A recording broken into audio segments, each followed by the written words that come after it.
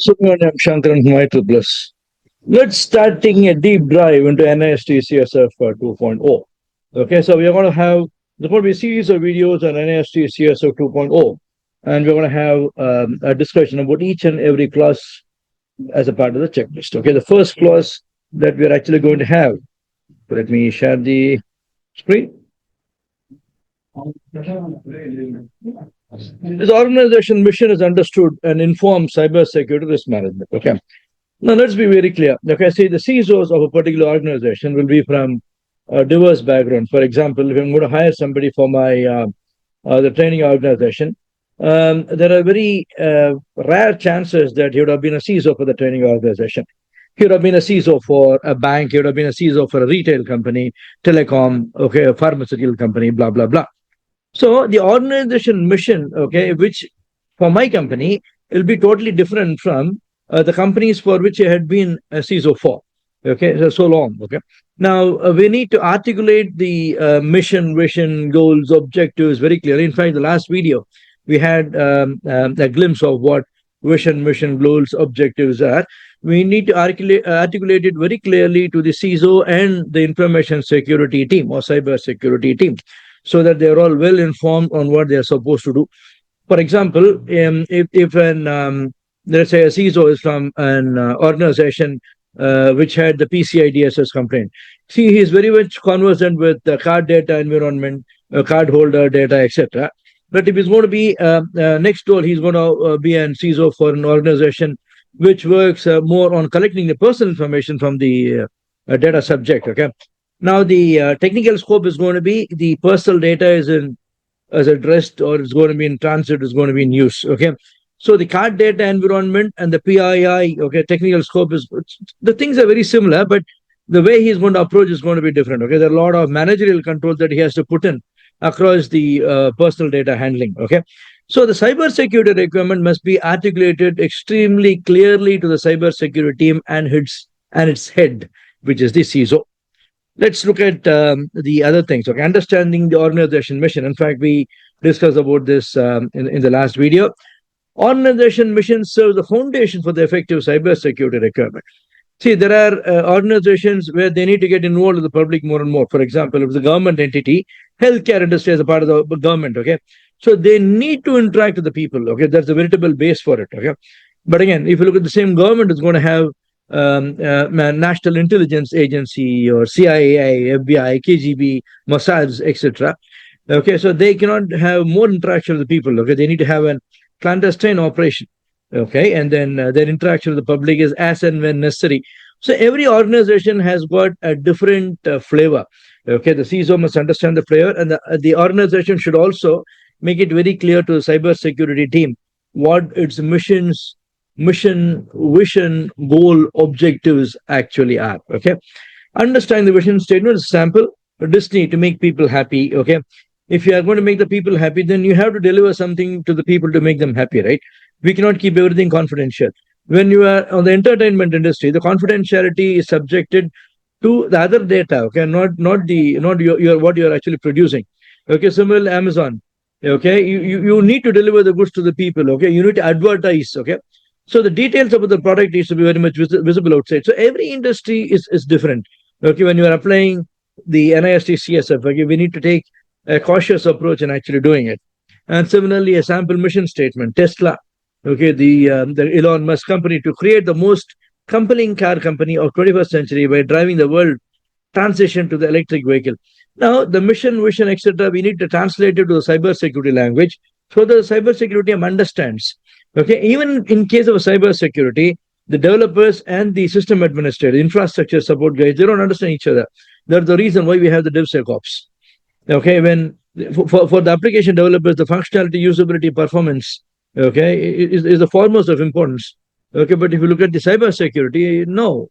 The application developers, I cannot say they know what is OWASP, top 10 vulnerability, Web Application Security Consortium, secure programming techniques. Now it's picking up, okay, but it was not the case, okay, 15, 20 years back. No. Okay, so the organization exists for making a business, and the security team should support it. Okay, I cannot implement too much of security so that nobody can actually work in the organization. Okay. So mission statement must be articulated very clearly to the cyber security team, informing the cyber security risk management, defining the cyber security objectives. Okay, so what are the objectives for the organization with respect to cyber security? If the business is not able to articulate it properly to the cyber security team, we can have a collaborative effort. Sit to the cyber security team and put in your requirements, and the security team is going to anyway support you with what you actually need. Okay, alignment of the cyber security, okay, towards the organization goals and objectives are very important. So, okay, so sample cyber security objectives: end-to-end encryption for all the sensitive customer data by Q3 2025. Sensitive customer data. Okay, so this could also be a legal obligation for you to do it. Okay, sensitive customer data could also be their personal data. So we have got DP in India, okay, GDPR, UK GDPR, EU GDPR, and PDPL, okay, in Saudi Arabia, PDPA in Malaysia. Botswana is actually coming with an they have already come with the privacy law, okay, last month in 2025. Okay, so again, conduct quarterly audits, achieve zero data breaches. All these things are objectives. Objectives should be smart. Okay, so something which can be realistic, okay, measurable, achievable. Okay, informing cybersecurity risk management, conduct risk assessment. Okay, cybersecurity risk assessment. Okay, for mission critical application. Okay, in case you actually do it, because if it's a manufacturing unit, because I had been working in Hyundai in 1998. Okay, so the assembly line is very important. Supposedly, we had OS2 systems, okay, linked to the assembly line. If the system goes down, the assembly line stops. For a manufacturing unit with their own manufacture, those many cars, okay, in a day, okay, that means they have failed to reach the objective. So the moment any supporting system with the assembly line is failing and assembly line stops, okay, that becomes a server. Severity. Those days we did not discuss about it. Okay, I first heard about the ITIL, okay, in 2002 when I was a security analyst in Standard Chartered Bank. But before that, no, the quantification, okay, and measuring, managing, root cause analysis is something new to that environment. In fact, those days, if I have an antivirus and the firewall, that means I have security. Okay, so it's not that complicated like what now it is, right? Okay, so conducting the risk assessment, okay, in line for cybersecurity, in line with the business objectives. Establishing the risk tolerance, for example, I can say that if a particular system is down for 3 hours, okay, I can tolerate that. Okay, beyond that, no. Okay, in a way, you can mention that as a maximum acceptable outage or maximum tolerable downtime. Okay, this is a tolerance level. Okay, with respect to the organization. Okay, you can quantify that, align that with your cybersecurity risk management. Okay. Integrating security and strategic planning. Okay, in ISO 27001, if you're going to have a project, okay, you need to have a representation from cybersecurity. Same thing goes good for NIST CSF also. Okay, if you're going to plan for cybersecurity, the strategic plan, the strategic or steering committee should have a representation from the information security. Okay, so when you steer an organization towards the organization goals, mission, vision, etc., the security should also, okay, facilitate that growth, right? We need to move towards a direction in a secure way. Okay, the progress should also be there. The progress should be a secure progress. Okay, with a lot of regulatory compliances coming up, we cannot take a chance. Okay, you flourish in your business. Okay, but the regulatory compliance shouldn't cause a problem. And if the regulators are going to levy a penalty, okay, fine on you. Okay, so your hard-earned money goes into the drain. Yeah. Benefits of mission-oriented information security. The resources are allocated more effectively. Security measures are accepted, implemented across the organization. Okay, now for every security measure, there's something called the organization acceptability. Okay, if the organization is going to have 3,000 employees, if I'm going to say that I want to increase the physical security, I'm using biometric. Okay, 3,000 employees putting in their finger scan, okay, to enter the office. Okay, the acceptability will not be there. But the same biometric, okay, could be a pride if you're going to make the IT guys to enter the data center. You know what the IT guys will say? Nobody can enter the data center. Only IT guys can have, they have a privilege. Okay, so if there's an incident or a change which requires a tangible operation within the data center, we can request for an access, and if they approve it, we show the ID card, put in the finger, okay, finger scan, and then get inside, do the work, and come out. But the same thing might not be a matter of pride if you want to allow all the users to putting the finger. Okay, the acceptability will not be there. So in the biometrics, okay, you have the acceptability, throughput rate, etc. So acceptability is something which is very important for the cybersecurity. Password of 8 characters, fine. If you have the password 16 characters, they'll write down the password.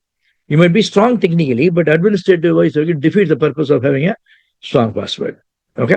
Organization can better balance security needs with business objectives. Business is first, and security will support it. Security is also important, not the cost of the business. I cannot implement information security, which makes the business to stop running. No money generated. Okay, the business will stop. Okay, business should flourish. Security should support it. Cybersecurity becomes a strategic enabler rather than just a cost center. Nowadays, yes, okay, you have DPTP coming up. In India, certain compliances, RBI compliances, the world, okay, DORA, okay, is now a law in entire Europe. Okay, the cybersecurity is taking a different shape. Organization cannot say that we cannot have a CISO. Go for a dedicated CISO or a virtual CISO.